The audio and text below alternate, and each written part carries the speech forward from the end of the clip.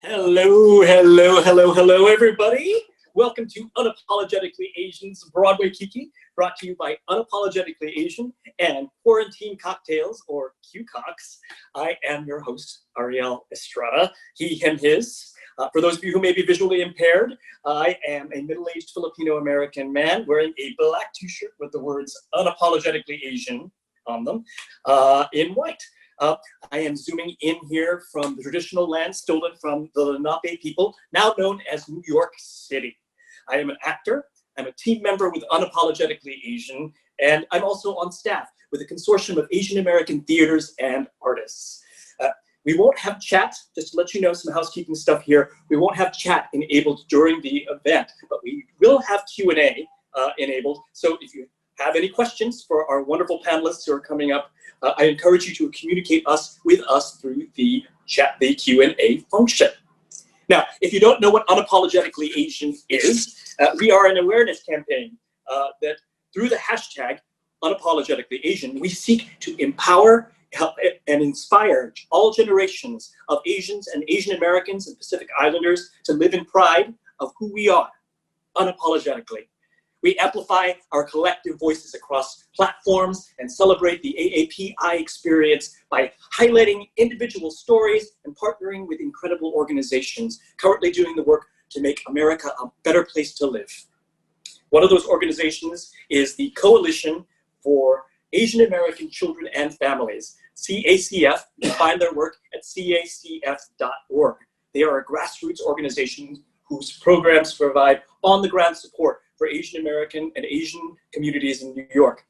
In New York, we currently comprise 15% of the New York City population and growing, but we are also one of the fastest growing levels of poverty in communities of color in New York City. And as I'm sure you can imagine, during a global pandemic, the need for our communities is great. Unapologetically Asian is a call to claim your voice, to take up space and stand in your power. We are the rallying cry to redefine what it means to be American right now. We invite you to follow us on Facebook, Twitter, and Instagram. Join the movement. Reclaim your power and be unapologetically you. We are going to share a short video of the launch of Unapologetically Asian that we created in celebration of May's Asian Pacific American Heritage Month, featuring one of our fantastic guests tonight, Courtney Reed, along with Unapologetically Asian staff member and the co-executive director of Baltimore's Asian Pacifica Collective, Corey Diakino, as well as these wonderful Hollywood actors, Celine Ong, Chantal Tui, and Jake Choi. Let's go to that video.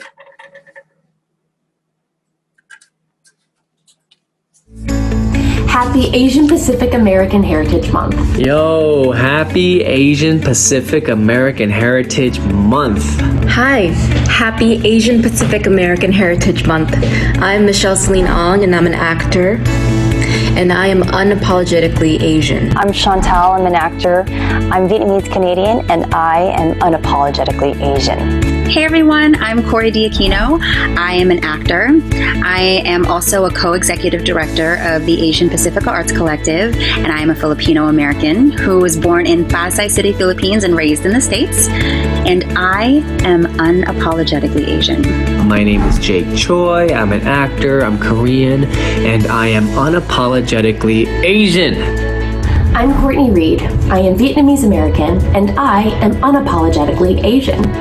Hashtag Unapologetically Asian is a campaign to empower all Asian and Asian Americans to take pride in who we are and to change the conversation about belonging in America.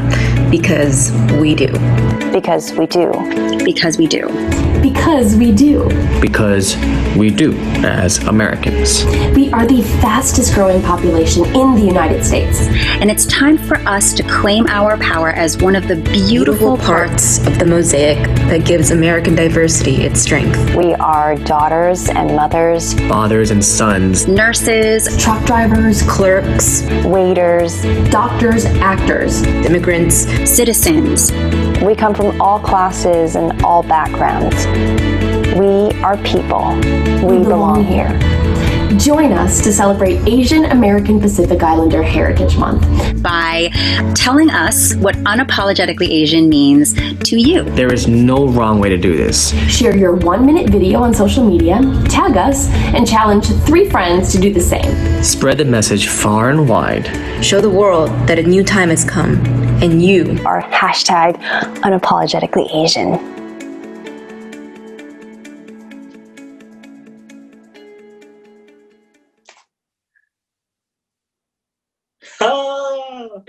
I love that video.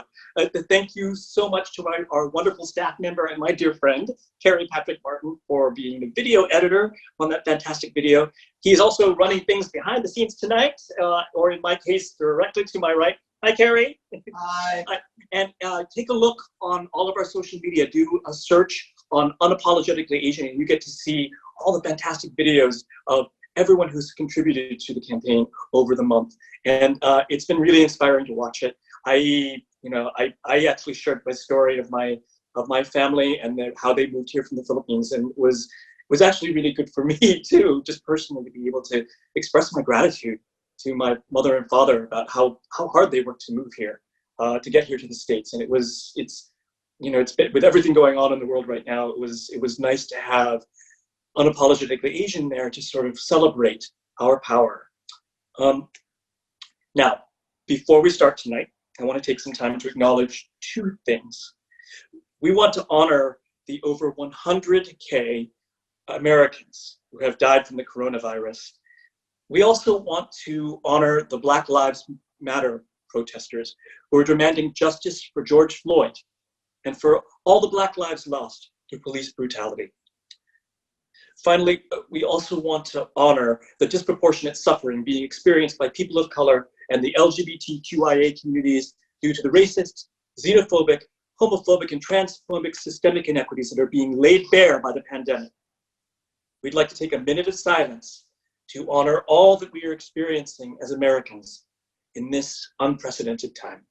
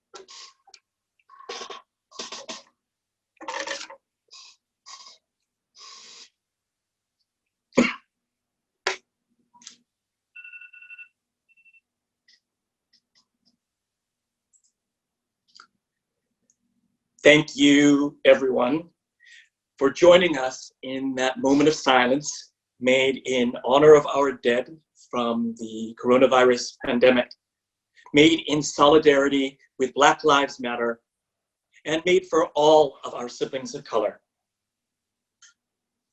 For those of you just joining us, welcome to Unapologetically Asian's Broadway Kiki, celebrating the end of Asian Pacific American Heritage Month.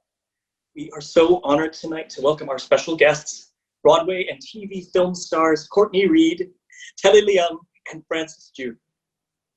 Our first guest tonight recently won the 2020 Lucille Lortel Award for Outstanding Featured Actor in a Play for his spectacular turn in Signature Theatre Company's production of Lauren Yee's Cambodian Rock Band, directed by Chae Yu. He's also received multiple award nominations for his work in David Henry Hwang and Janine Tesori's new musical Soft Power, and you'll probably also recognize him for his work as the recurring character Ming Chen on the CBS series Madam Secretary. Everybody please welcome Francis Ju. Hi, everyone. I'm so Hey. happy to be here with you. Thank you so much for having me. Thank you, Francis. How is quarantine treating you today out there? Oh, my God. You know, personally, right here on 57th Street in the middle of Manhattan, quarantine is not so bad. I'm healthy. I am loved. I am comfortable. But you know what's going on in the world right now is you can't shelter in place from that. And Nope. so I am grateful to be here with you, Ariel, and Courtney, and Telly, and everyone else tuning in, because it gives me a great deal of comfort and hope. Thank you. Thank you so much, Francis, for being here. I mean, it's been in Chelsea, where I'm sheltering in place. It was crazy. I mean, there's people, because it was such a beautiful day out, there were still people out on the streets, and some of them without masks, damn it. Some of them without masks, but I know, right? What the hell? But also there were like dozens of cop cars going up and down the street. You know, because also I live right next to the projects too, so there's a pretty major police presence right now around the projects, and which is very disturbing that they're deciding to do that to a very concentrated community of color here in Chelsea. So yes, I know exactly how you feel. It's sheltering in place, but not feeling that safe. Truly. I mean, it's amazing how quickly our appreciation for the police as first responders during this epidemic turned into something that is very, very deeply rooted. And, you know, both of those things exist at the same time. And we have to acknowledge both of those things. We are all in this together, and there's no way we're going to make our way out of it without acknowledging that we're all in this together. We want to leave no one behind. Yes, but the old saying about, like, if anybody is not free, we're all not free. So it is connected to one another. That's you know, that's what freedom is community. Yeah, exactly. Thank you, Francis. Our next guest was most recently seen off Broadway along with Francis in Cambodian rock band. And on Broadway, she originated the role of Princess Jasmine in Disney's Aladdin, and she was also a member of the cast of Lin-Manuel Miranda and, oh my gosh, I hope you're pronouncing this right, Quiara Alegría Hudes in The Heights. On TV, you've seen her on Law & Order SMU, White Collar, and CSI New York. Everybody please join me in welcoming the divine Ms. Courtney Reed. Hi, Courtney! Hey, hey, hey, hey! Oops, let's see. Courtney, you're having trouble getting there? Unmute, Courtney. Oh my gosh. I was so worried about the video. I was like, it's okay. Courtney, where are you zooming in thank from you for today? having me. I'm in Temecula, sunny Temecula, California. Oh. It is gorgeous and stunning. I'm keeping my spirits high in nature. So Yes. I'm quarantining in style. When I talked to you earlier this week, you had an amazing avocado grove behind you. Yeah. It was, and are you eating avocados every day? Oh, every day, every meal, every day. Okay, that I'm explains obsessed. your fabulous skin. That explains your fabulous skin, of course. Just to filter Ariel. I was telling Courtney when we first talked earlier this week, is sort of our pre-chat, that I've been I was jealous that she was able to get avocado masks, because I've been doing in the spirit of recycling everything, because there's everything is pretty short supply at this point. But I've taking my coffee grounds and making coffee masks and stuff. Right, out of the clay and the old coffee grounds. Except I found out that I was taking that if I put too much of it on, it was the equivalent of having 3 cups of coffee. And I was I had just done so before I talked to you, Courtney, and I was like this, talking to you the whole time. Maybe that doesn't happen with avocados, clearly.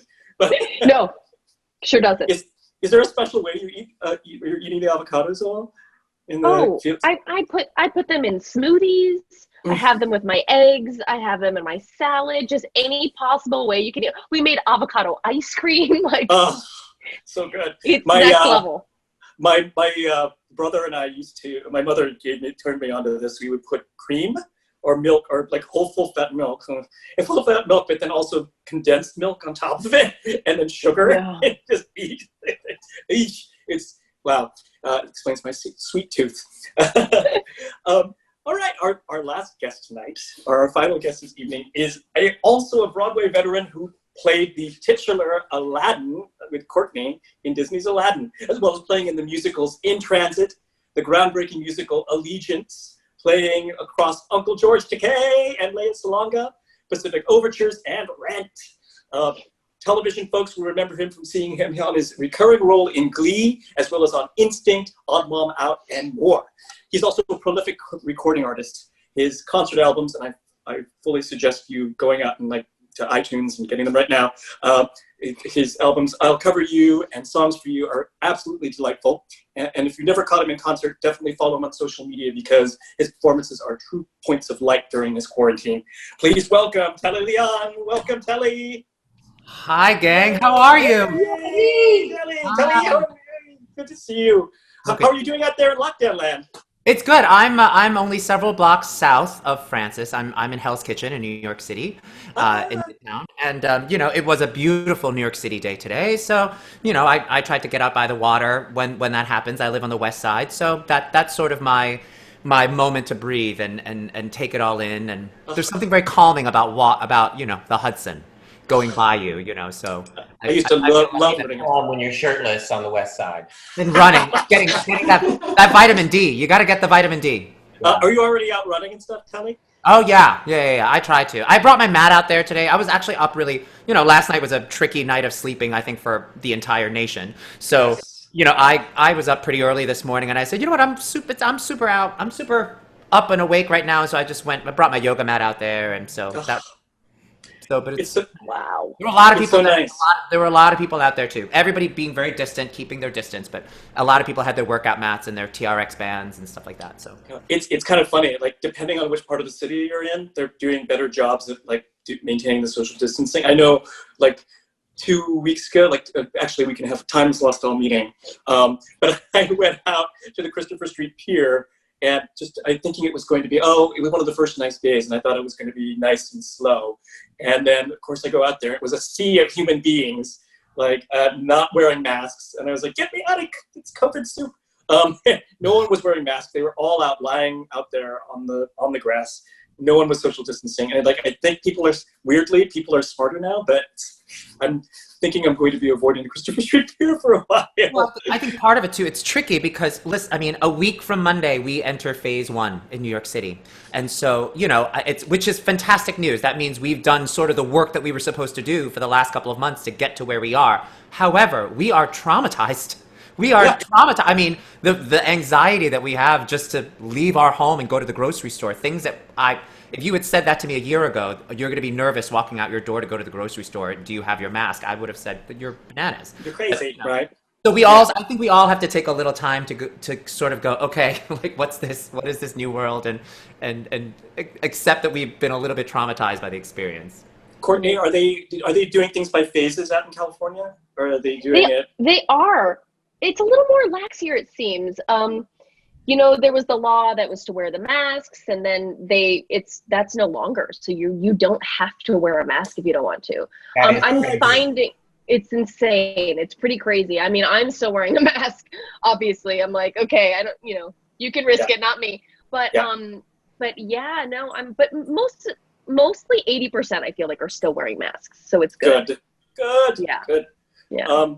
Hey, everyone, I just want to remind you, if you've just tuned in, we are at Unapologetically Asians, Broadway Kiki, brought to you by Unapologetically Asian. And also, if I can show it, it's Q, and Cox, there, if you can see it, which is Quarantine Cocktails. The wonderful folks over at there have created a fantastic cocktail for us called the Unapologetically Asian. You can see it, right, in celebration of Asian Heritage Month. It has, soju, sake, honey matcha syrup, yuzu citrus, lime juice, mujicha, smoked chili, and shiso. So this is pretty complex. I'm going to crack mine open right now. One of the wonderful things that, yes. Oh, you've got a virgin one. You got a virgin cock.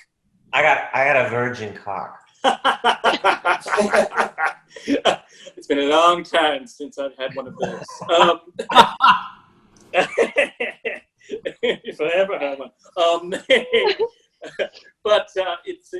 but Hansel's been doing wonderful work because he's been doing these wonderful cocktails, but using the organization to sort of to bring spread joy to door to door with these bespoke cocktails through Manhattan, but also sort of raising up a lot of wonderful Asian organizations as well, including our friends over at Song Collective last week with their delicious cocktail. If you don't know Song Collective, they're a Vietnamese theater company here, Vietnamese American-led theater company here in New York City, and they are wonderful.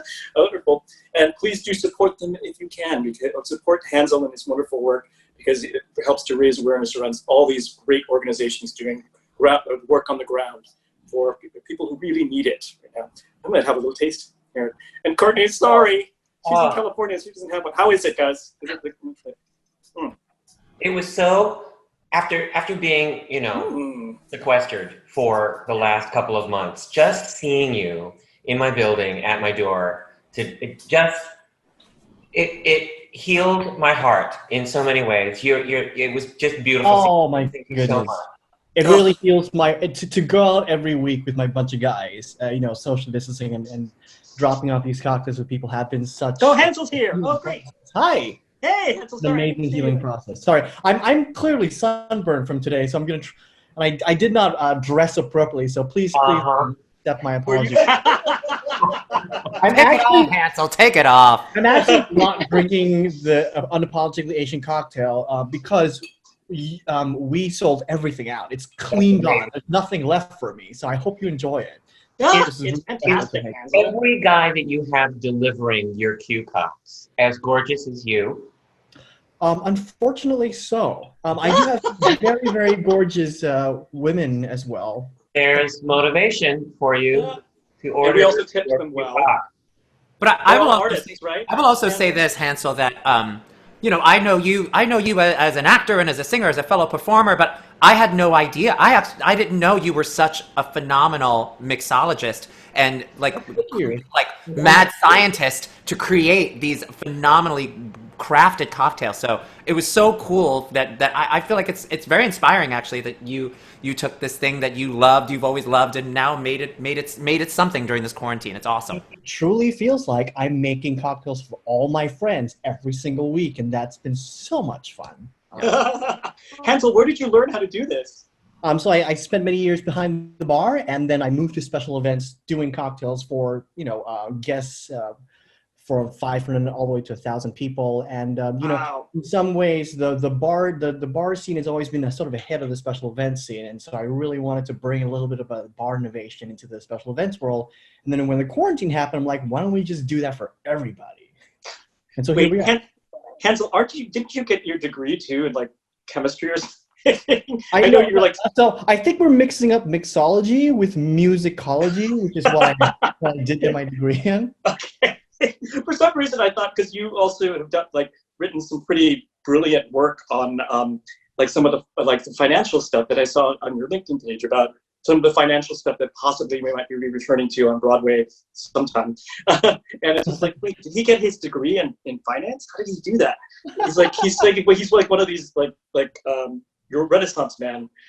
You have all this knowledge around. I think all of us as artists have a commitment to our communities and our grassroots organizations. And as artists, we are committed to telling the stories of our communities and also telling the future stories of our communities, modeling what humanity can be like for us within the community and in the future. And this, in a way, is our way of doing it, right? We are some of the most grounded people that I know of and the most connected. And this is just another way of carrying that flame on, especially today. Especially in this climate. Definitely. Hey, Hansel, where can they find you so they can order your cocktails from you? So we're flying a little bit incognito, but if you want to write to me to be on our special cock listserv, we are thirsty@qcox.com. That's thirsty@qcox.com. Or come find us, Q Cocktails, on Instagram or Facebook. We're there. with that tank top on, yes, definitely thirsty. And the quarantine hair too. I just got sick of mine and just shaved mine off. I couldn't take it anymore. Courtney, please never do that to your hair. What I did to mine. I literally just took a shaver to it. Hansel, thank you so much for being here, and thank you so much for uplifting the community and everything that you do. You are amazing. And thanks for getting us drunk. Yes. Pleasure. We love you, Hansel. Hi. Hey, so everyone, if you're just tuning in, we're here with the Unapologetically Asian Broadway Kiki, with our wonderful special guests here, Telly, Leung, Francis Ju, and Courtney Reed, whom I adore and have just adore their wonderful work. As you know, we alluded to this earlier. This is a really tough time for the United States, and we felt like that we couldn't. Not only with the coronavirus, but of course with the death of George Floyd, with his murder at the hands of police. We felt like we just could not talk about it today. That just talking of, yes, it's wonderful that we're here together and we're celebrating the end of Asian American Heritage Month. But if we did not talk about what's going on in the streets right now, we would be remiss, and we would not be responsible as artists to not address it. So I just wanted to check in with everybody. How's everybody doing right now with what's going on? And with I know when I woke up this morning, I had a freak out. I was anxious all night. My heart was beating. And when I woke up, I wrote this impassioned Facebook post going like, what can we do? Please send some resources. And I immediately, I don't have a lot of money to give right now, but I immediately gave to as many organizations as I could. I gave to Black Lives Matter. I gave to another organization that's helping out with bail in New York right now, helping to get people who are out of jail. I also went and bought a Black Lives Matter t-shirt. There's a couple other things that I did, just trying to amplify as much as I can, because I feel like I can't go out. I'm immune compromised, so I cannot go out to go protest. I don't feel safe doing that. But I know it's rough. It's rough for me right now. How are you guys doing? I mean, besides the lack of sleep and the anxiety, I got several texts last night actually from friends on the West Coast that said downtown LA is a war zone, and I got messages from my friends in Oakland with, rioting looting on their street and a literal dumpster fire on their street, so it was just a scary situation. And so I stayed up all night sort of a bit concerned for my friends, and thank goodness everybody's okay. They live in the, it's Billy Porter at one point talked about this coronavirus time as a reset and an opportunity for us to reevaluate our lives, since we have so much time at home and we're sheltering in place. And as we celebrate Asian Pacific, APA Heritage Month, there are so many things that I am proud of about my heritage, about the way I was brought up. I was brought up in a Chinese American home. I was brought up with a certain level of discipline and a certain level of, my parents did a really wonderful job in I feel like raising me and instilling me with certain values that are cultural, that are from my culture, that are Chinese. I think part of the narrative that we are re-examining during this time, which I think goes along with the idea of being unapologetically Asian, is that for so long, our Asian communities have been deemed the model minority in some way, and which is fine. I mean, there are wonderful things about qualities that I celebrate, being an Asian American, that I've been taught, that have been instilled in me by my parents, all of that make that stereotype somewhat relevant and true. But I think the idea of a model minority suggests that there are minorities that are not model.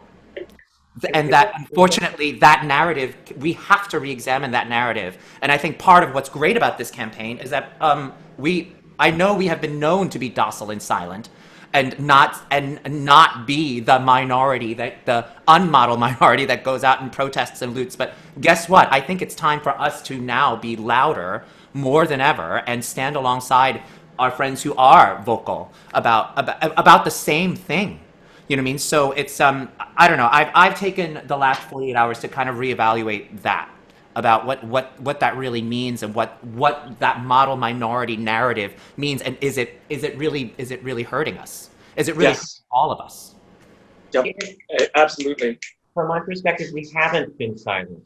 We haven't been quiet. The first union movements in this country were in the middle of the 19th century, and they were Chinese workers and Filipino workers in the cannery up in Alaska. And there were people who protested, who brought cases all the way to the Supreme Court during World War II when their families were being interned, when they conscientiously objected and refused to volunteer to be interned.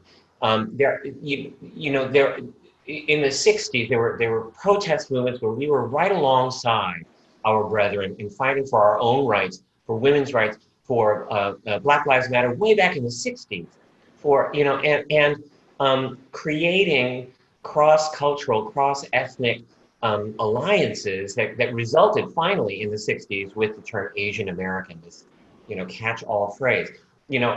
I think that the whole idea of model minority, it rests on the fact that it's somebody else who is perceiving us.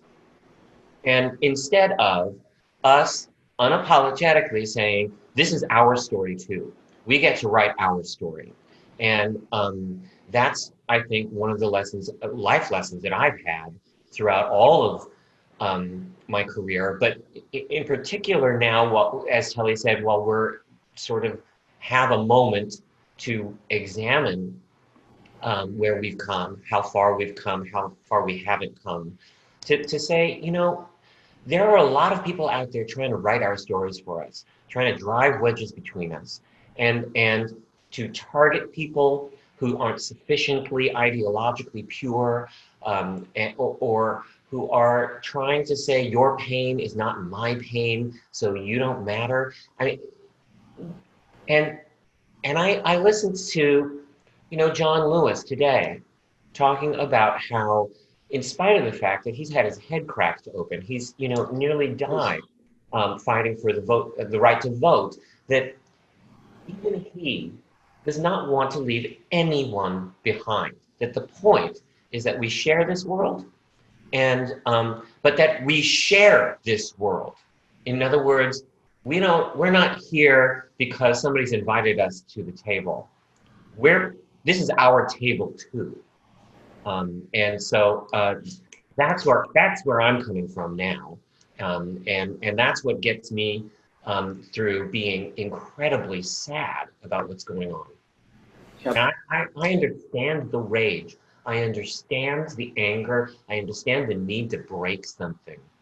But there are people who are organizing to take advantage of our anger and make us look like we're thugs. Ugh. And I refuse to be told that is my story. Yep. I mean, 45 is already doing it. He's definitely calling us thugs. He's definitely trying to use it to mobilize and drive a wedge between us, between everybody. And of course, that's sort of the modus operandi of modus operandi of the model minority myth anyway. Because, yep, if divide and conquer, it's been used as the wedge between Black and Asian people forever and ever. And or for us, it seems like forever. But they are have a vested interest, or white supremacy has, oh my goodness, I'm getting my activist rankles are getting up. But white supremacy, it's a tool for white supremacy. So keep us from organizing together. So it can keep us from banding together and thinking intersectionally with our Black siblings and helping them to stop being killed by the friggin' police. Stop being killed in the streets. They just deserve to be able to walk down the streets and live. This is not right. It's not right that this is being allowed to happen to them. And anything I can do to help is something that I'm going to be doing, as much as I can between now and when they stop it happening, when this stops happening to them. This makes me so upset. The Constitution says life, liberty, and the pursuit of happiness. Those are things that are guaranteed everybody. And right now, there is a population of our country where they are life is the thing that they are being denied at the moment. So it is. I mean, not that I justify looting and rioting, but at the same time, that anger is so understood. I understand why there is a there's sort of a social contract being broken right now, and I think that's where that anger is coming from. You're like, wait a minute, like I thought this was guaranteed to be. This is the thing that we all agreed to do together, right? Like life, liberty, and the pursuit of happiness. Well, people are being denied their lives on a daily basis. So funny. I just read an article about how to respond when people say, "Oh, well, these riot. What the hell are you doing these riots for? They're not positive. They're not negative. They're not positive at all. They're absolutely negative."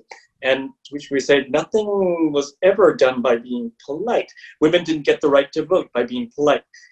We didn't get civil rights by being polite. We didn't. At Stonewall, we didn't get gay rights by not literally throwing stones through a window. So I think riots are actually very important. It's not, I'm hoping that no one dies. I'm hoping that no one dies. And it's just, that's of course the most horrible thing about that. I never want to see loss of life, but it will, oh God, it's so hard to talk about it. I never wanted to see a loss of life, but we're fighting for our lives here. We're exactly in a war. And Courtney, I'm sorry, we haven't let you speak at all. How are you feeling now? No, it's okay that I'm happy just to listen. I just think it's an interesting time. One of the side effects of quarantine itself is that we have been united in a way, all of us. It's kind of like this weird, it's not this big tragedy like 9/11. It's just this thing that's happened to everyone in the world that's sort of bringing us together. And you would think that we would still be like united, but things like this are happening, and it's breaking us and it's dividing us. And I think that is just so tragic to me. And like you said, kind of, I just don't want more people to die. And I just wish there was just like an easy way, and there's just not. There never is. No. It's just a tragedy. Carrie, who is doing our texts here, or doing our tech here in the background, I think who said it? I think Anthony Raps said something at one point about like the only way out is through. So I think it's definitely an old saying that I think we're going through something as a country right now. And it's the only way we're gonna get to do it is just through it right now, and it's very scary, very sad. I think we as artists definitely have a responsibility to help people. I'm working with a group right now, actually. Diane, I'll tell you more about it later. But I work with a group right now about this. It is a pan-cultural group of people who are trying to use theater to get out the vote. So I will be telling more about that as we get closer. But it's working with. I'm really excited about that because I think we have to have him lose by a landslide because we all know he's going to try and do some shenanigans. So anything we can do to get him out. Thank you guys for sharing today. It's a tough time, and I'm glad that we had a chance to address it because it felt like we needed to say something about it, and we're still going to be talking about it, I'm sure, through the entire night.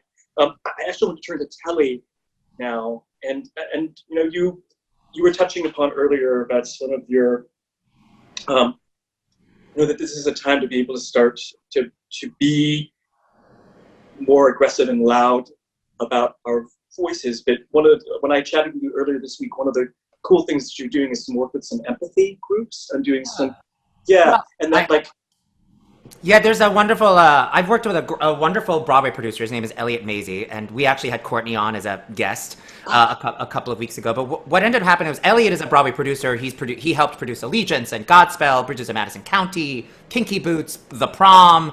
But his other job, his other hat, is that he is a leader in the world of corporate learning.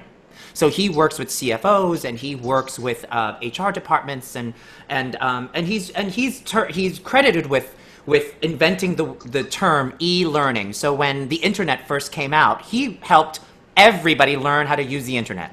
Everybody from McDonald's to Walmart to the CIA. Do you know what I mean? Like he's so he's sort of that person that's on the cutting edge of sort of what new techniques our CFOs and executives can use to help train their employees and just new learning techniques in general. And when this pandemic started, he wanted to start a free event every Friday afternoon. It happens every Friday at 4 p.m. If you want to find out more about it, you can go to www.masie.com. That's MASIE.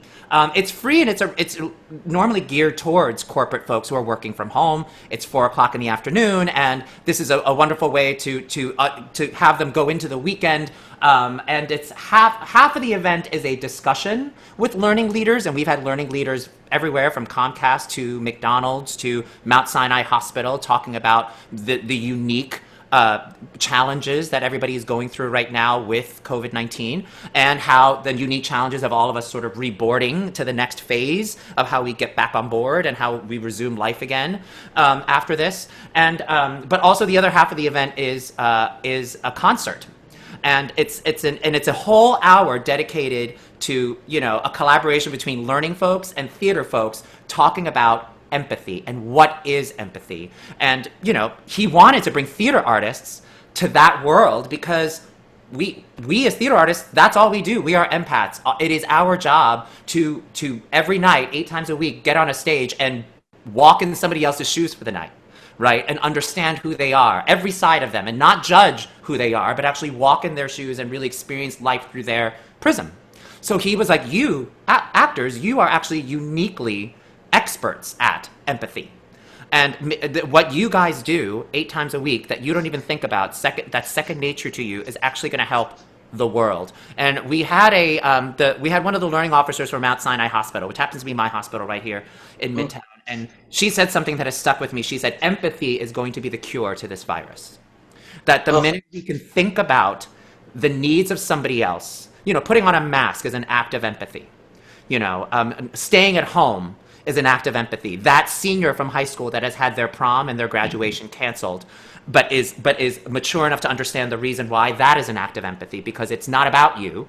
And you're actually taking yourself out of yourself and thinking about the needs of others, which is what we do 8 times a week. So it's actually really great, and I encourage people to come on. And we've had corporate folks on, and every week we get more and more theater folks coming on, because we've had folks like Courtney and Beth Level and you know, Tamira Gray, Justin Guarini, Isabel McCalla, Marcus Paul James. We've had Michael McElroy. We just had a variety of people on, and it's been very interesting for everybody to share sort of their artistry and also their perspective on COVID.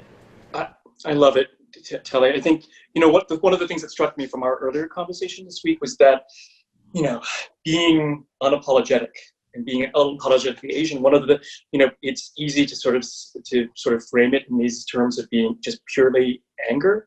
But as being a man of a certain age, I know that that anger does not sustain you over the long haul. In fact, can actually, you know, there's actually studies that can actually kill you and be unhealthy for you. But you know what can be sustaining over the long haul is empathy and caring and like helping others, you know, and being part of the community in a way that is both defiant and also compassionate. And I just, you know, one of the things that I love about your work, Telly, is just like you have this huge heart, and it comes through in every role that you play, and that your empathy is so clear in there. Well, every week as we explore empathy, something that I've learned that's really been driven home to me as we talk about this every single week on Friday, the more we talk about empathy, how important, you know, vulnerability is, to be able to show times when we are weak and times when we are sad and times when we are anxious. That's actually a strength, you know. So in a way, this unapologetic, it does mean, you know, there are echoes of revolution and yes, and being loud and vocal. There are also times where, in order to be able to do that, sometimes you have to take a breath and go, right, like I have to feel all my feelings today, and I am not my strongest today, but tomorrow's a new day, you know. So it's also being able to be vulnerable to that moment. Love is revolutionary. I mean, and plus, just the three of you are such cute, wonderful Asian American icons for theater and film, but as one of the things that make you icons is that you are just you. You are so unapologetically you, and having that, showing your hearts, showing who you are up there, and so bravely. that is being unapologetic to me, and having the bravery to show that kind of vulnerability, and that in vulnerability there's strength. Thank you, Telly. I want to move over to Courtney now and ask her a few questions. One of the most powerful women I've ever met. She is wonderful. You are a badass. I love her because she has made this, what I told her when we chatted with her, that she's made this career out of playing these badass women who also have the biggest hearts. Like, incredible heart. You were so wonderful in Cambodian Rock Band. Oh my God. Thank you. Yeah.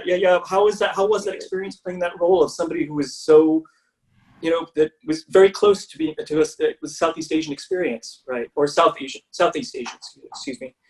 No, I was just so honored to be on stage with, people like Francis Chu, and, the cast had been going around. A lot of the cast members had been, developing the show for a long time. And so I felt just so honored to be a part of it. When I met with Lauren before I started rehearsals, I basically wept to her about how I identified so much with this character, and how I just really admired that she's writing characters for people that specifically mirror my character. It was like, it's so seldom that you write about an American girl who actually grew up in America that has this Cambodian heritage, but doesn't know how to identify with that. And she tries to relate to her dad in a way, but he doesn't want to let her in because of the tragedy of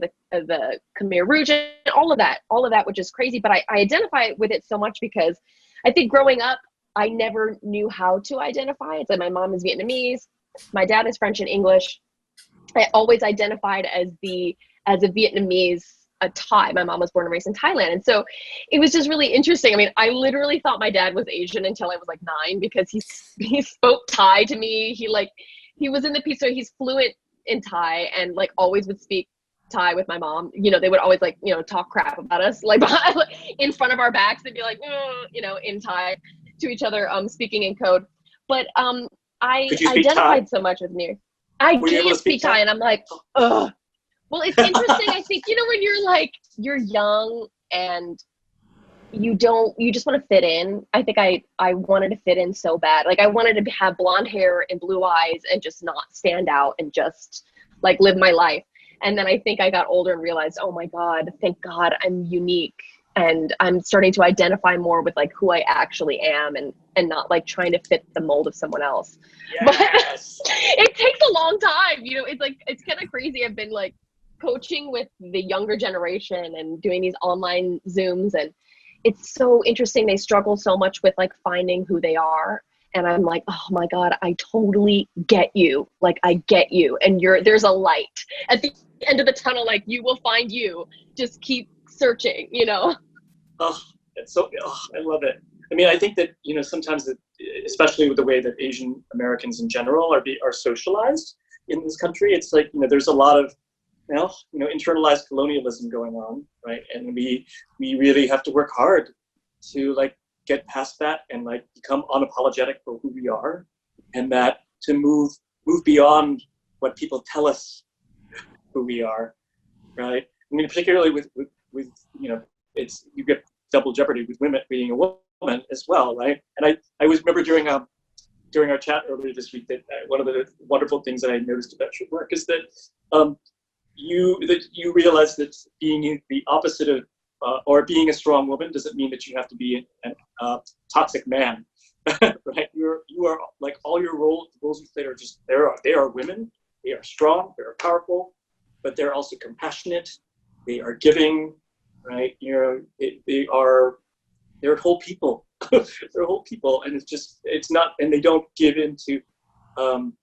There's not this idea that you have to be toxically male to be strong, which I love in your work.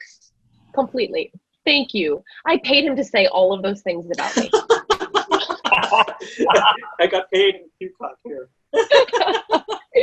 No, but it's true. It's when you're perceived as a strong female character, they're okay, well, they're bitchy, or they're, sassy. They love to say sassy, but it's no, you can be confident and not cocky. And I think that that's like what I think we should all strive to be. And that's why I'm like, I feel so fortunate to have been able to portray these like really strong female characters that have so much heart, like you said, because they really, they should never be confused as like bitchy or like, you know, oh, I hate men because I'm strong. You know, it's just not that at all.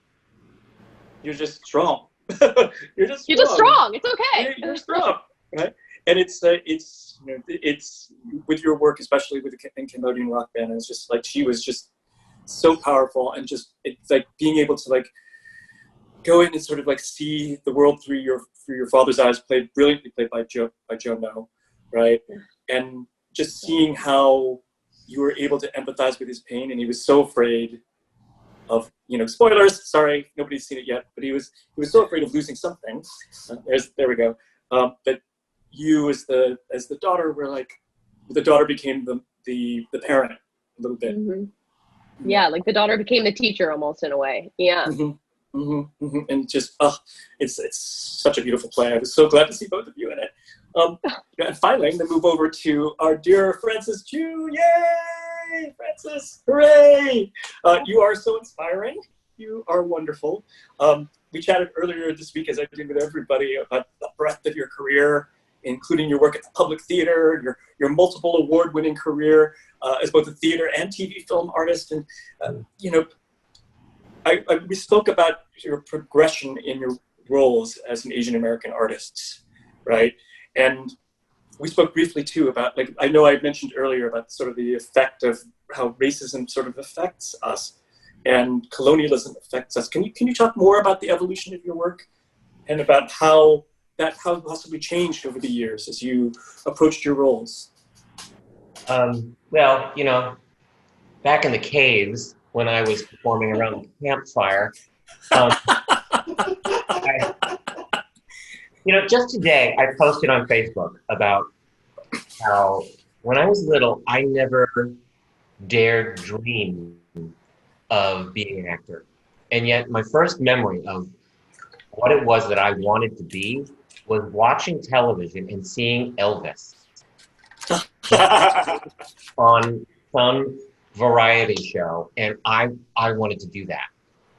And if you had seen this underweight, pimply little, you know, shy kid who never talks to anybody because he was so insecure, you'd understand why that was so strange. A kind of immediate identification.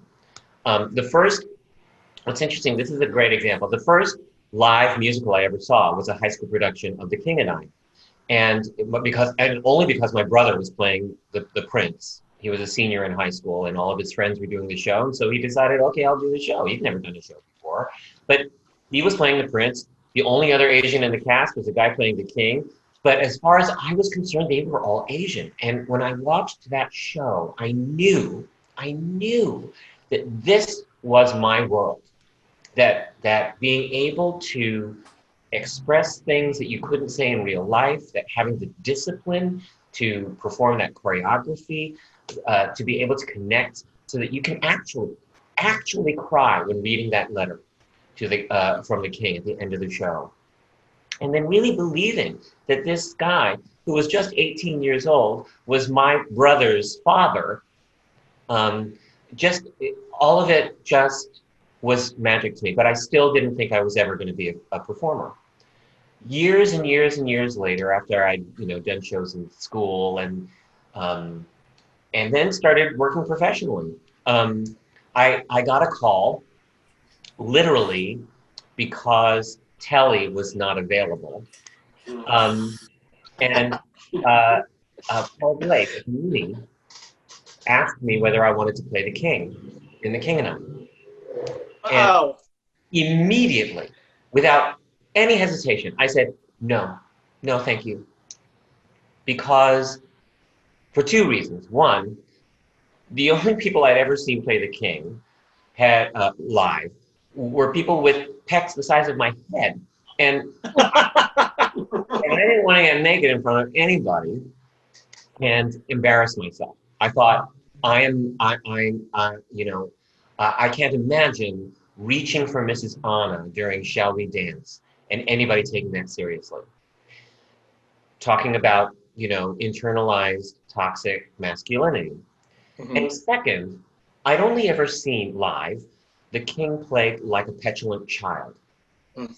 And I thought that was, one, historically inaccurate, two, racist, and three, just not something I wanted to contribute to.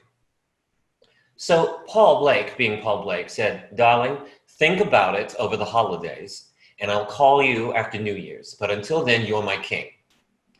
So I did my research. I bought the Anna Leon Owens books. I bought every DVD of every version of The King and I, both movie and play and musical version, the animated movie, and I started doing research on the actual guy.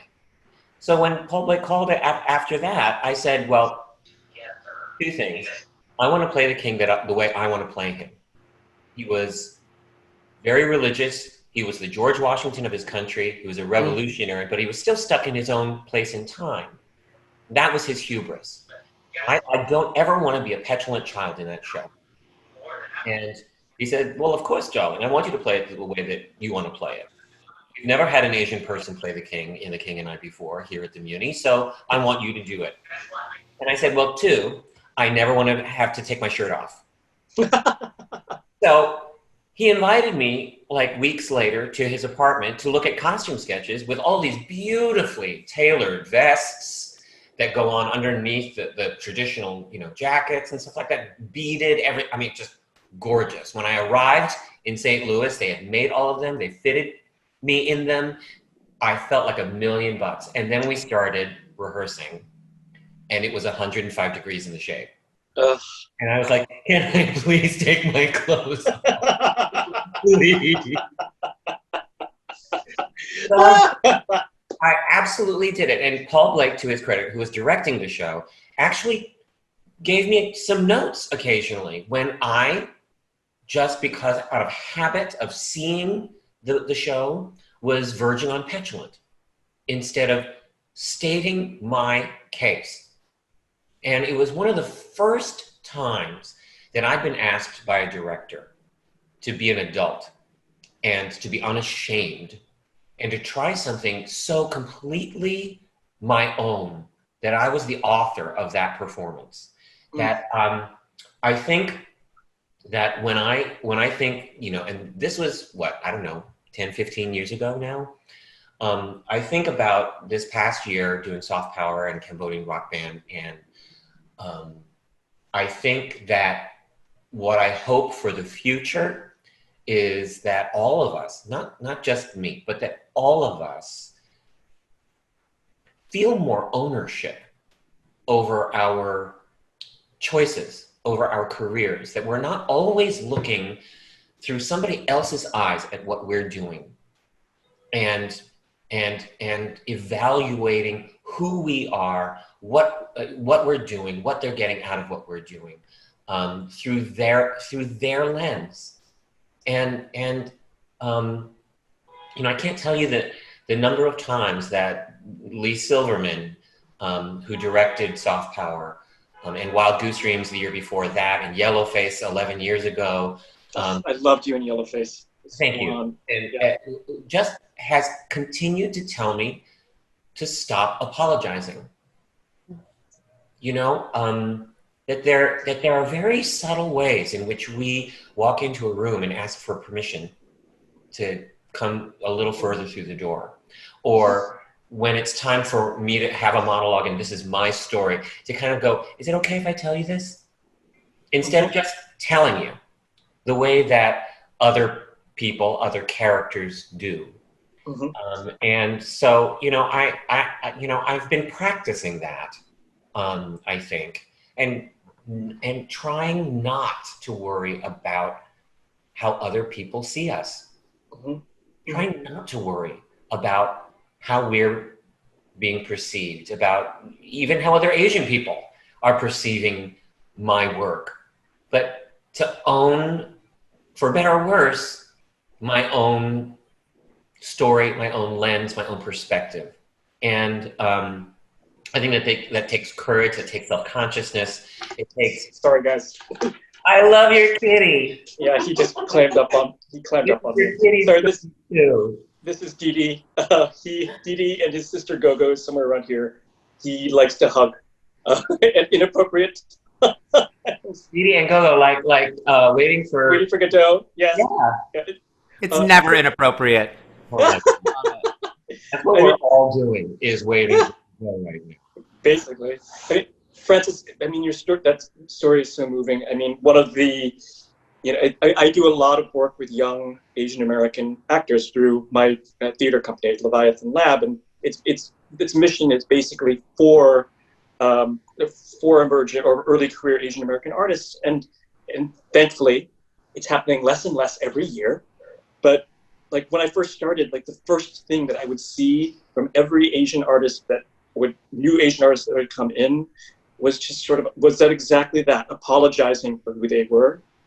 And then it comes out in very strange ways. Like I would see them across the audition table, or I would act with them across from them, playing, dad or older brother now at that point. But noticing that they're working too hard, right? That it's simply working too hard because they feel like they need to prove something, as opposed to, Yeah, that they need to fulfill a certain type. There are, when I've spoken to young students, they all wonder, how do I know what my type is, and how do I sell myself as that type the best that I can? And I'm like, I'm, a middle-aged, bald Chinese guy, who's married to another man in an interracial relationship. Is that my type? Maybe, and I'm a baritone who is afraid to sing. Is that my type? No, my job is to know who I am completely. And that includes how much I have in common with a mass murdering war criminal during the Khmer Rouge and an incredibly vain Asian American playwright. In front of his own home, a Korean father who gets left behind in North Korea when his daughter escapes to South Korea. There are students I know have said, I will never play somebody with an accent. I will never play an Asian character written by a white person. I will never play a servant. And that's a lot of nevers. That's a lot of people that you never want to play. And that is your choice. That's great. Be Hamlet if you want to be Hamlet. Be Effie if you want to be Effie. If that's who you are, then explore every bit of that. But in all of my years since the cave paintings, I can discover that my family has come from servants and farmers and engineers and nurses and people with accent and people who didn't speak English at all and people who emigrated and people who were brave and people who robbed their own family and people who, did all kinds of things. So my job is to understand them, honestly. And so, that is my choice. I think the word never is a really harsh word, right? To say the word never is a harsh word. There are certain things that definitely never, like what's happening out in the streets right now, to Black bodies, that should always be a never, right? But never in terms of possibility of being, especially when you're an artist, like how I think the word never is basically a 4-letter word.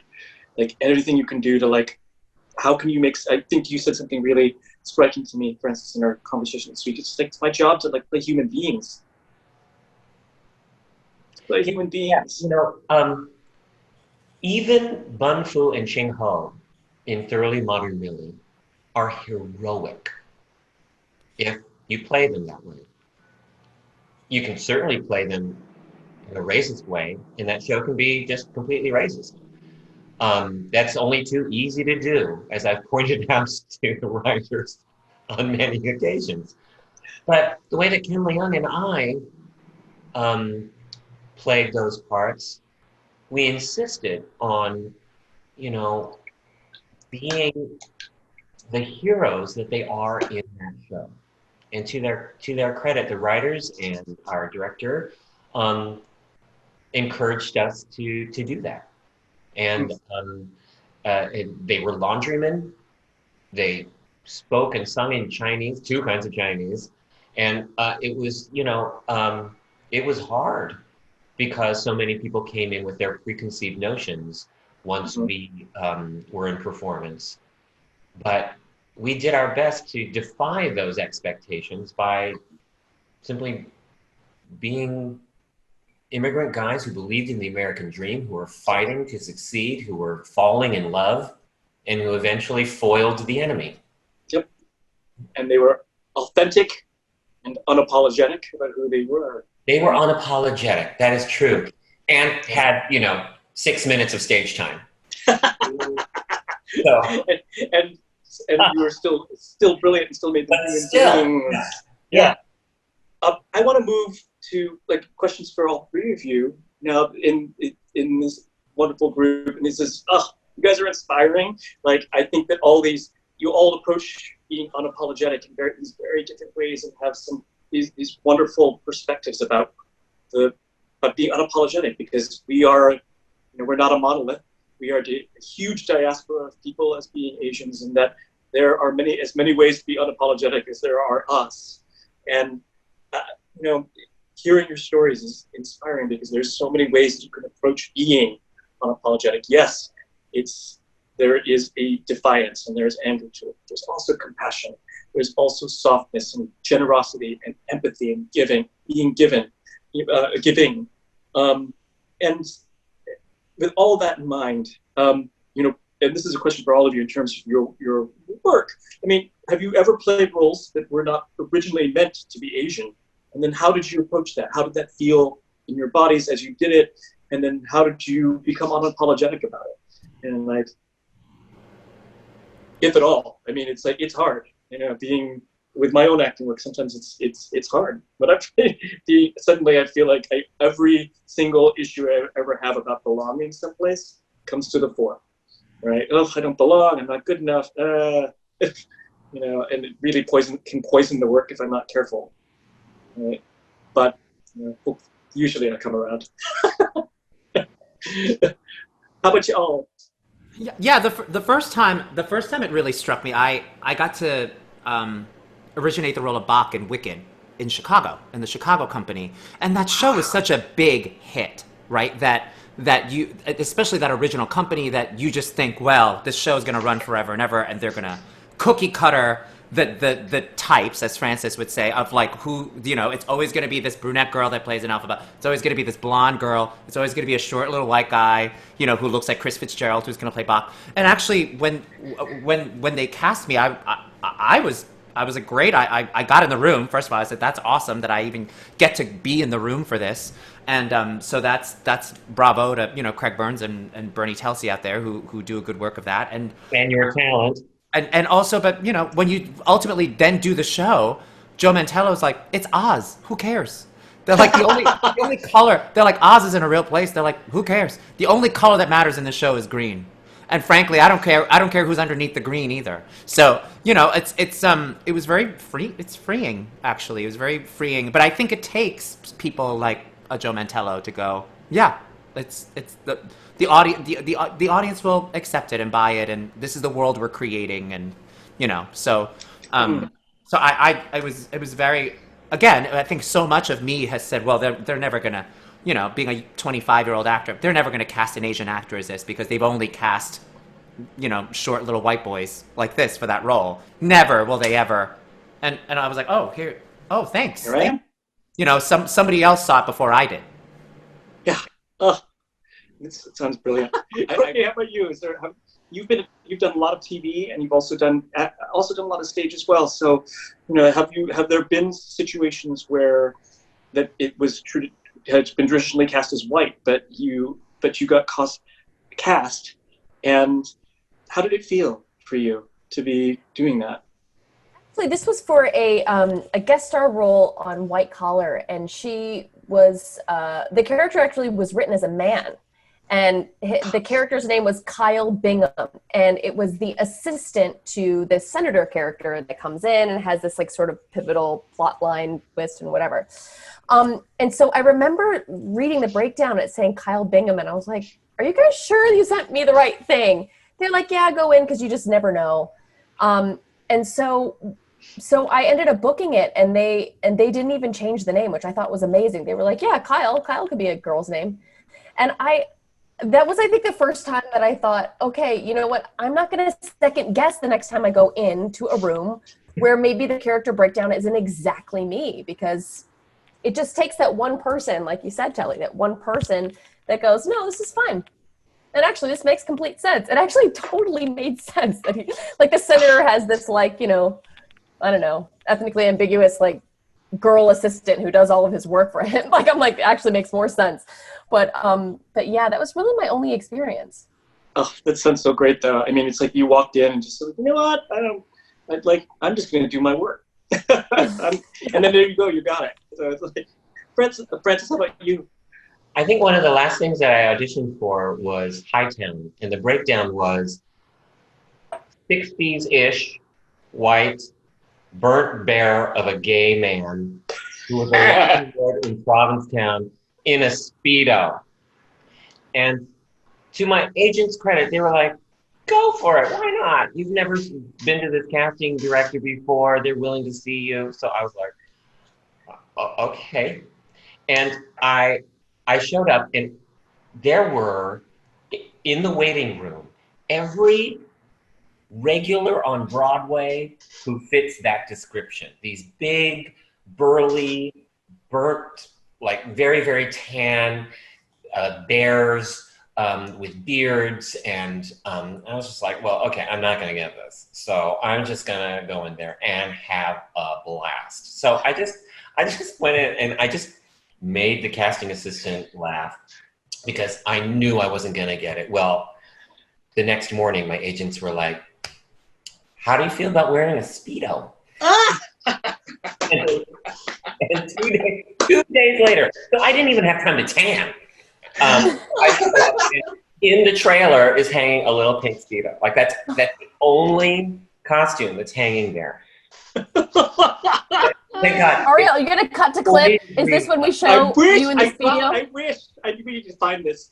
We need to find it. It will be my poster on my wall. It was supposed to be the summer in Provincetown, and it was an exterior shot. So, but it was 40 degrees and about to rain. So they agreed to give me a T-shirt. Thank God. But you know, the first time that I played non-traditionally, I think professionally, was Peter Pan. And what's interesting is, instead of green, because we were doing it at Christmas time, they gave me a costume that was made out of orange and brown leaves. It was really beautiful. And the children who came to see the show did not comment on the fact that I was Asian or didn't have red hair. They said, you don't really look like Peter Pan because Peter Pan wears green. Which I thought was really interesting. And all I said to them was, well, you know, I wear green in spring and summer. And in the fall and in the winter, I wear these clothes because that's what the trees do. And they're like, oh, okay. Oh. You know? So, you know, I will admit that when I'm doing a show where I'm the only minority in the show, or one of just a handful even, that I do feel a different kind of level of intimidation, of needing to prove myself, and that I'm conscious of that. So I don't live, I think, completely unapologetically. I think that I have to check myself occasionally. I think it's a process, right? Process. Sort of constant. Yep. And it's about focusing on the work. It's like, this is not about me. This is not about me. So all I'm doing is the work. I've got my head in the script and I'm just trying to do the work. And if I focus on that, I'm not caring so much about whether people think I have an accent or not, or, you know, whether people are really think that I'm right. to be in, you know, Richard II, you know, stuff like that. It's like, oh my God, you'd be a brilliant Richard II. oh, I wasn't Richard II. I was Bushy. You'd be a brilliant Richard, actually. I'd love to do. Yeah, I'd love to. Do that. I love that role. It's a great role. I saw Peter Pan. He was awesome. I saw Peter Pan at the Muni. He was awesome. That was the second time I did Peter Pan, and it was like almost 20 years after I'd first done it, and I was old. Not at the Muni. I don't want to pretend that I'm a little boy. I want to be an old guy who doesn't believe that he's you know, old. And Paul Blake again was like, darling, I want you to play it the way you want to play it. So nice. Now, anyway, this did not happen to me and Courtney when we did Aladdin together. But I will say that there is a story that I have from Aladdin. This is after Courtney departed the show, and I was still there, and I was on stage, and you know, every time Courtney and I were on that final carpet ride at the end of the show, it would always go up, knock on wood. One night, the wonderful understudy for Jasmine, Lauren Chardula, was on stage with me, and she's this wonderful gal. The carpet doesn't fly at the end of the show. There was a malfunction at the end of the show. So what do you left? Usually we're waving, we're flying, you know, up into the atmosphere, and we're waving at everybody. I just said, I said to Lauren, I said, Lauren, let's just make out. Let's just make out to the end of till the curtain falls. And we basically made out for a minute. Because what else are you supposed to? Because the carpet is hovering, not flying, in air, and we're sitting on it, and everybody's parting the seas to like go. They're on it. They're flying. They're here. And so I was like, let's just make out. A whole new world. And then she came out with her child. I love the theater. I'm going to skip this next question and just go and ask, do you have any advice for theater makers young Asian American theater makers coming up, who are just out of school, who are, you know, trying to figure out their way in the world, in this new, brave new world that we're in? And we've heard a lot of advice already about like being unapologetically you. But what else? Do you have any other tidbits of wisdom, like as a big popcorn moment? What tidbits of wisdom do you have? I've been saying this to all of my students. Just show up. Show up. You just go. Because the fact is, you being there and showing up, whether you get the job or not at the audition, whether show up at the audition, show up for your friends at the show. One of the most proud moments I had as an Asian American performer it was one of the first Asian American nights at Cambodian Rock Band when I sat in an audience full of Asian people watching Cambodian Rock Band, which I'm sure was a rock concert for you guys too. I mean, a literal rock concert, but like sitting in the audience, I was just proud to be with everyone, and all those people showed up. And the times that we're living in now, we have to show up. We have to show up for our African American brothers and sisters that are dealing with what they're dealing with. You have to show up somehow. So the theme of 2020 to me is show up, I think. Courtney, Francis? I kind of spoke about it a little bit earlier, but I just think that the struggle to be uniquely you is it's so hard. And I just encourage people to strive for that more. It's like, you know, you can take people that you admire and admire their talents and, you know, sure, steal little things that you like about other actors that you really admire, but don't like try to embody who they are, because that's just, it's not going to be you. Like, you know, sometimes people say, well, you know, I'm not a dancer. Like, do I have to be a dancer in order to do this? I'm not very good at that. I'm like, it's okay. It's okay that you're not like an Alvin Ailey dancer. Like, you are going to fit a role that is absolutely perfect for you, uniquely you. Like, don't try and be anything else. And then I would just also say, don't forget the love that you have for it, because I think people lose sight a lot.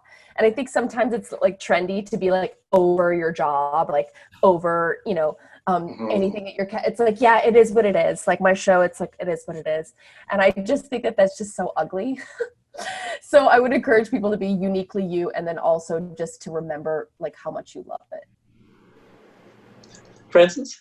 Those are both so great. You guys are so incredible. take such inspiration from both of you so much. Francis. You. I think that what makes us unique and different and weird and strange to other people is our secret sauce. Is exactly what makes us interesting and watchable and relatable. And so trying to be normal is the death of theater, the death of performance. And so get to know what's weird about you. Get to know what is unique about who you are, and focus on glorifying that, on lifting that, as opposed to being angry, as opposed to being resentful, as opposed to feeling like you've missed things. Be so busy focusing on all of those things and celebrating those things that you don't even notice that there are other things going on, because there's no excuse not to act or focus on your acting every single day. Whether it's watching a commercial and going, I could do that Tide commercial better, and do it right then and there, or practicing on a monologue of yours, or calling up your friends and saying, let's read a play together on the phone if you don't have Zoom, or watching something that gives you inspiration, or reading a book, or like paying attention to what's going on in the world right now and attending a rally and letting that feed you. So be fed with the world and what makes you interesting and vital, and that is what people need. That is what is going to convince people that they need you. Yes. Do we have any questions or in the Q&A? Albert, we're going to go ahead and bring Albert onto the screen. Does everybody know Albert Grazon? The handsome and lovely Albert Grazon. Is he on? Albert, do we have any questions in the chat? We do not, but I love that 2-second choreo that you guys joined me doing this. That's our thing, our unapologetically Asian boomerang. Go for it. Well, that's perfect. And we'll also bring up Diane here into the thing, because and anybody else who wants to come on who's backstage right now in the panelist section, and we'll just talk a little bit with Diane real quick and say hi, Di. Are you here? Hi. Hey, Di. Can you okay? You can. And I know. Oh my gosh, we're going so long because we were all talking stories and telling stories about everything that's happening in the world. Diane, you just went to the Black Lives Matter rally today, didn't you? I did. How was it? This afternoon. It was a lot of things. It was hi Francis' husband.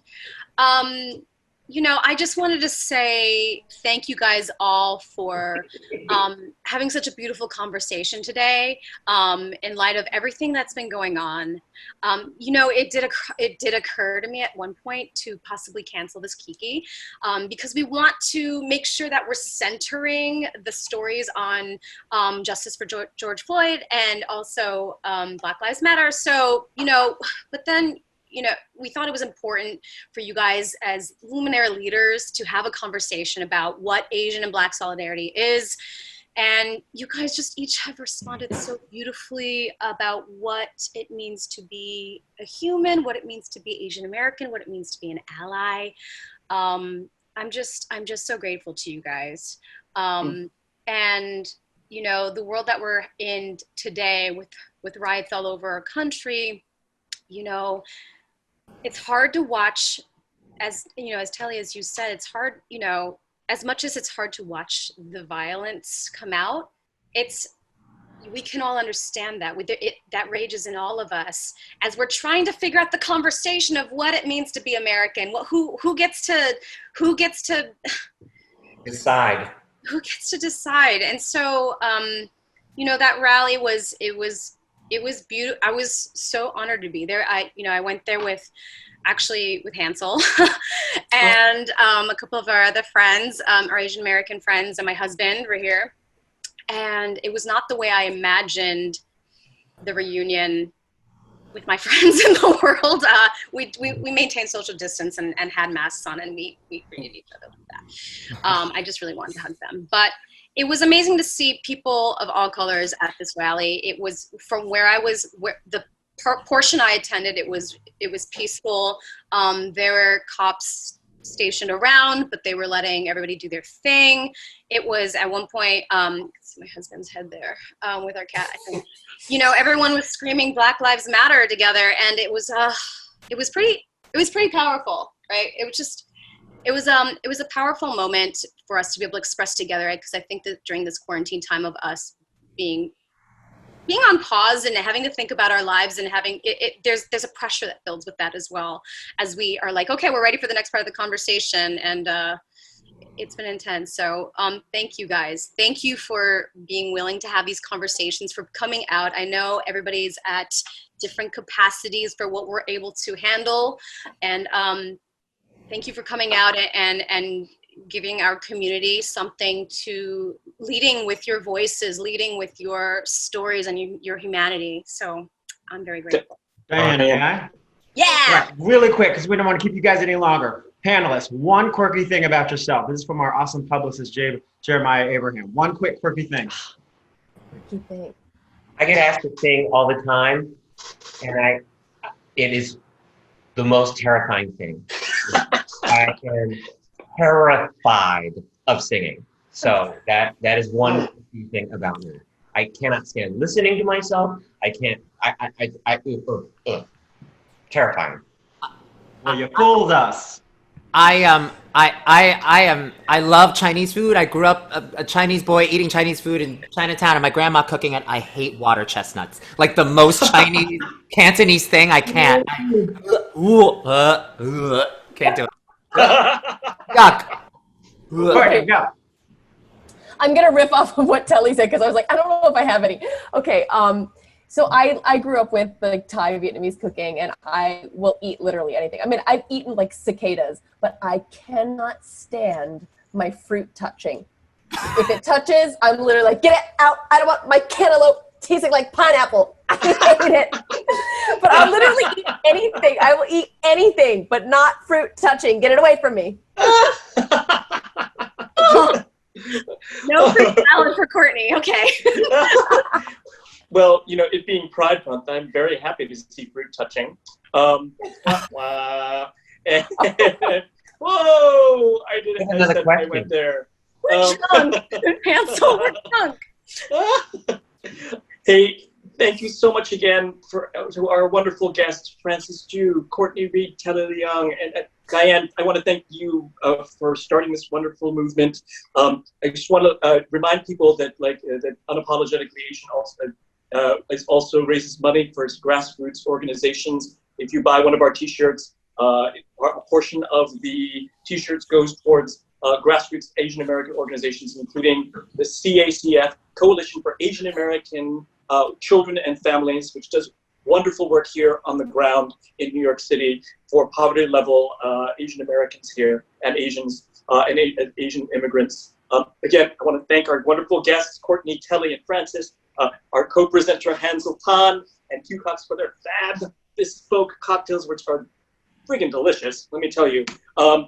Extra special thanks to Unapologetically Asian co-founders Diane DeBoer-Phelan and Jeremiah Abraham of Tremendous Communications, who have just been wonderful. Everybody, it's everybody. I'm sorry, I got to shout out to the entire team here. Yes, we've got Mari Uchida, we've got Justine Morale, we've got Al Guerzon, we've got Courtney Diakino, we've got Carrie Patrick Martin here to my right, handling all the tech tonight. And before we go, I'm going to just pour a little more Q-Cock here, which is totally getting me drunk. Thank you, Hansel. So good. Somebody take a cocktail away. While you're pouring, actually, there's one question for the. It's what would everyone's dream role be in a show? For Telly, Courtney. I never think ahead. I don't try to like sow disappointment by trying to think ahead, but I want to see Courtney play Eliza Doolittle. Ooh. Right? Right? Yeah. And in a Thai accent. I'm kidding. You would kill it. Yeah, totally. And I want to see Telly Leung play Lancelot in Camelot. Oh, yeah. Oh, Yeah. yes. Wait, Telly, have you ever played the Prince in Into the Woods at all? No, I've never done that. I haven't done that one. Oh my God! Oh, you'd be so good. Getting a little up in years for those Prince roles. with all that crazy Barry's boot camp that you do, you look like you're Prince who? God.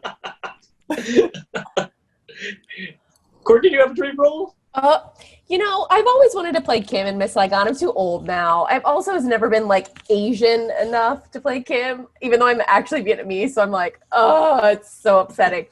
But you know what? You know who I actually think would be so fun to play is Elle Woods in Legally Blonde. Oh, I think it would be so fun. And then I would cast Francis Chu as the UPS boy. In a pink Speedo, please. In a pink Speedo. Francis, that clip that you all are waiting for, we're going to save it for our Instagram feed. Yeah. Telly, do you have a dream role? I grew up in New York City, and I grew up on the big British musicals. And there's just the little 8-year-old who saw Phantom of the Opera wants to play the Phantom of the Opera one day. So I would love to do that. And if Kevin Gray and Norm Lewis and Robert Guillaume can do it, I would love to do it one day. So that'd be fantastic. All right, everyone. We're nearing the end of our wonderful time together, and thank you so much for staying later. I know this was supposed to be an hour long, but we ended up having so much to talk about. I knew that would happen. I would like to raise a toast to all of us here. All right, if you can see, there we go. Now you can see my cocktail. I'd like to raise a toast to all of us here and every Asian and Asian American out there who are living through the coronavirus, who are living through the rise of anti-Asian discrimination in this unprecedented time. We will be unapologetic. We will be strong, and we will get through this. I want to do a shout out to our amazing first responders, our medical workers, our essential workers who are risking their lives out there for us. And of course, a shout out to all of you, to all of us who are fighting for Black Lives Matter, who are fighting to stay unapologetically Asian, to fighting against racism, fighting for us. Here, Hit here. the parade. Cheers. Cheers. Thank you for coming, everybody. Be safe. Practice social distancing. Stay healthy. And good night. Good night, everyone. Good night. Woo! Thank Good night, you, everybody. team. Good night.